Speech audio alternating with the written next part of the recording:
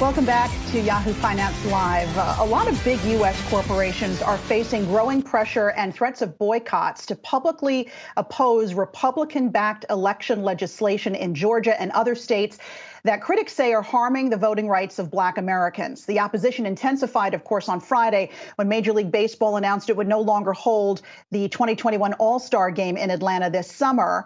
Among other things, the new law adds new ID requirements for absentee voting while giving the state legislature increased oversight on how elections are run. Joining us now is Khadijah Abdur-Rahman. She is a Democratic commissioner in Fulton County, Georgia, which includes Atlanta. And by the way, she does support the national boycott of some big companies like Coca-Cola, Delta, and Home Depot. Commissioner, it's great to have you here. Thanks for joining us. First off, just tell us why you oppose this law and what it means for the folks there in Fulton County.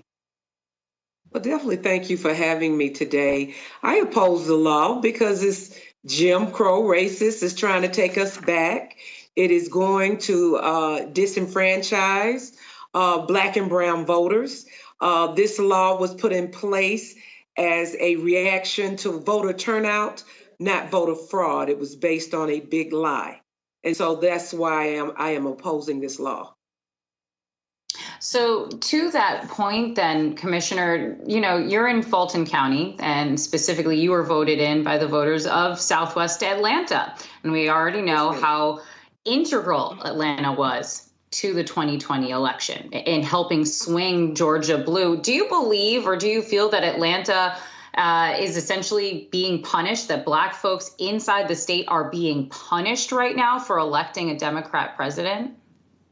Well, definitely. It's punitive in nature.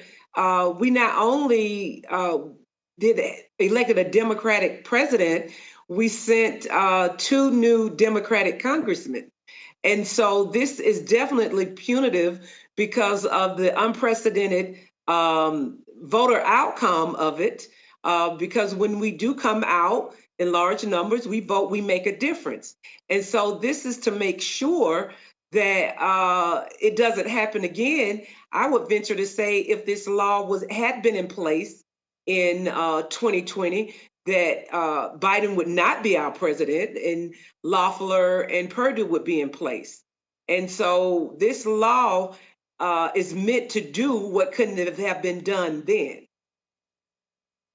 Commissioner, I want to ask you a little bit about your tactic in trying to get this law rolled back. You are in favor of boycotting some large companies, those that are headquartered or are big businesses there in the state of Georgia, like Coca-Cola, Delta, Home Depot. You've said that the MLB was on the right side of history by pulling out of the All-Star Game this summer. But what do you say to critics who say, you know what, at the end of the day, that's just hurting the community? I mean, having the All-Star Game there would have brought some revitalization to the area. Lots of businesses, thousands of people work there at the stadium. You've got local people working in the companies that you're supporting to boycott. So what's the end game? Is that really the best tactic here? It's definitely the best tactic because, as we know, diplomacy doesn't work. When you have civil rights versus silver, SILVER, and people as such as the Republicans who disrespect Black and brown, but they will respond to green, you leave us with the only choice. We tried working with the legislator. They were very disrespectful. They arrested Park Cannon, and they did not meet with the community. They did not hear anything that we said. This was an effort, a concerted effort that affects over 40 states. And so now we're left with using the boycott as a measure to force that H.R. 1 passage. I mean, you can't say Black lives matter and Black votes don't. So this is an opportunity for the corporate citizens to put their money where their mouth is. You know, if you say that you really believe Black lives matter, then Black votes must matter too. And it's ridiculous in 2021 that we have to go back to Jim Crow when we should be going forward. The accessibility to the ballot should be easier, not harder. Okay, so Commissioner, how big do you think the economic pain really has to get for the state of Georgia in order to have this law repealed? You know, I was looking at how much the All-Star Game had brought in previous cities. It was $60 million in Cleveland. It was estimated to bring in almost $89 million for the city of LA last year, had to be canceled due to the pandemic. I imagine around roughly those figures were also going to be brought in for the city of Atlanta. We still haven't seen Republicans budge on this issue after the All-Star Game, you know, was moved out of Atlanta and to Denver instead. So how much more economic pressure do you think needs to be applied? When do you think Republicans are going to start listening? How much green, in essence, needs to be lost before you think that Atlanta, or rather Georgia, the Republicans in the state are going to say, you know what, this law is no longer worth it to us? Well, I think if you look at the history of boycotts, when they start, people usually generally do not respond to them until it hits the pockets. I believe that the effects of this boycott, now, mind you, we have not fully gotten engaged into it, but once this boycott is up and running, it will expand past Georgia. We have a whole plethora of county commissioners, other elected officials, other grassroots organizations across the United States that are waiting for the call for that united boycott. And so clearly I am waiting to see if they can try to do something, or we're going to allow the corporations to put their money where their mouth is.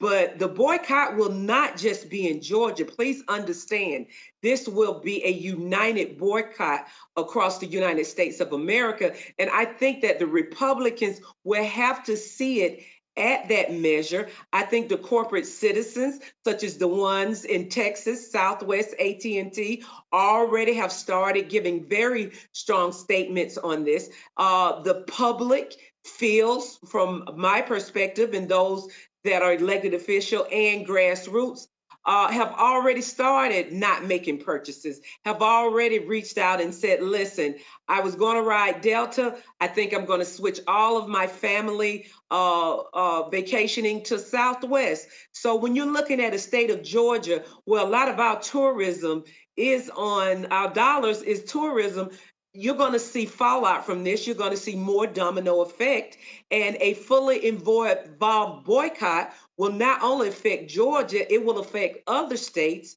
And I would suggest that the corporations line up and help us to pass H.R. 1 at this point. I think the Georgia legislator right now, I don't see them changing their mind. They may, but the amount of disrespect that they have shown the Black and brown community, the amount of disrespect that they've shown Park Cannon here, I don't imagine that they're going to come back off of that. We're going to have to be fully involved before the state of Georgia will let up.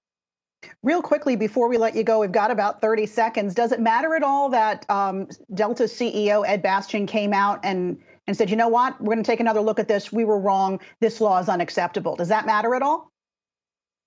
I think it matters, but we need him to support H.R. 1. We need him to put his money where his mouth is.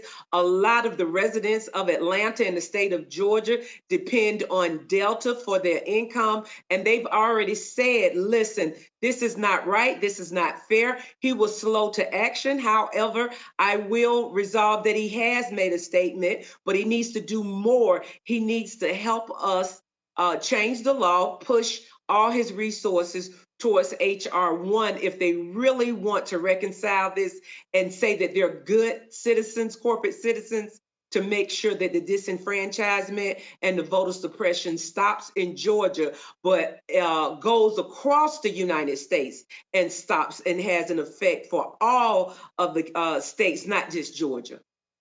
All right, Khadijah Abdur-Rahman, Commissioner of Fulton County, thanks so much for being with us today.